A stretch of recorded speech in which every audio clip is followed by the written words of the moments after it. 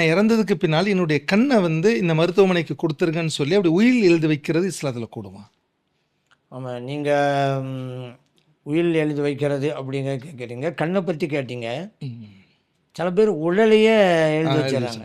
நான் இறந்ததுக்கு பிறகு எனது உடலை இந்த மருத்துவமனைக்கு நான் கொடுத்து விட்டேன் அப்படின்ட்டு எழுதி வச்சுட்டு போகிறாங்க. இதுவெல்லாம் கூடுமாங்கிறது உங்களுடைய கேள்வி. கூடாது. நான் ஏற்கனவே சொன்னேன், இவருடையதே இல்லையே. இவருடையது இல்லாத ஒன்றை மற்றவங்க கொடுக்க இவர் யார்? நான் கண்ணுக்கு ஏற்கனவே சொன்னது தான். அதே போல் தான் உடலுக்கும் அப்படி தான்.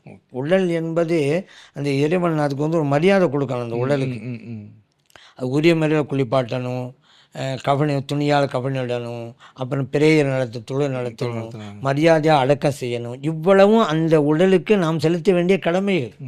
நீங்கள் ஹாஸ்பிட்டல் கொண்டு போய் இதை கொடுத்துட்டா எதுவுமே நடக்காது. இதில் இதுக்கு முன்னால் கூட ஒன்று நடந்துச்சு. ஒருவர் இஸ்லாத்துக்கு வந்தார், பிரபல்யமான ஒரு எழுத்தாளர் பேச்சாளர் இஸ்லாத்துக்கு வந்தார். சமீபத்தில் தான் அவர் என்ன செஞ்சார், இறந்து போகிறதுக்கு முன்னால் என்னுடைய உடலை ஆஸ்பத்திரி கொடுத்துருங்காண்டு. அதே போல் அவர் கொண்டு வந்தாங்க, பள்ளிவாசலில் வச்சு தொழுகை நடத்துனாங்க. தொழுகை நடத்தின பிறகு மற்ற மையத்தையெல்லாம் கபிரிஸ்தான் கொண்டு போவாங்க.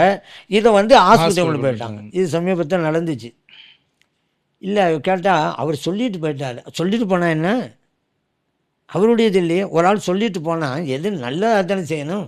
அப்போ தான் நான் கேட்டேன், சொல்லிட்டு போயிட்டாருங்கிறீங்கல்ல.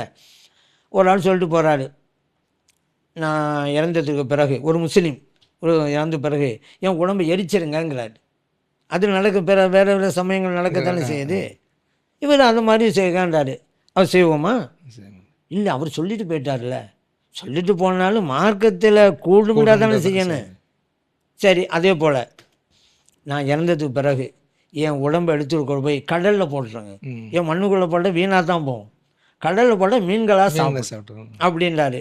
கடல் தூக்கி கொண்டு போய் போடுவீங்களா எப்படி அப்படின்னு கேட்டேன். இல்லை. சரி. அதுபோல் இன்னொரு சொன்னார், நான் இறந்ததுக்கு பிறகு என் உடலை காற்றில் கொண்டு போய் போட்டுருங்க, மிருகங்களுக்கு உணவாக இருக்கட்டும். மண்ணுக்குள்ளே போட்டால் வேஸ்ட்டாக போகுது அப்படின்டா காட்டில் போய் போட்டு வருவீங்களா? அந்த மாதிரி தானங்க இது. ஒருவர் இறந்துட்டால் அவருக்குண்டான மரியாதையை செய்யணும். இப்படி கொடுக்குறதெல்லாம் கிடையாது. அதனால் இது அப்படி கொடுப்பதில் ஒரு ரைட்டே கிடையாது. நான் ஏற்கனவே சொன்னேன்ல, உங்கள்கிட்ட தான் நான் கேட்டேன்.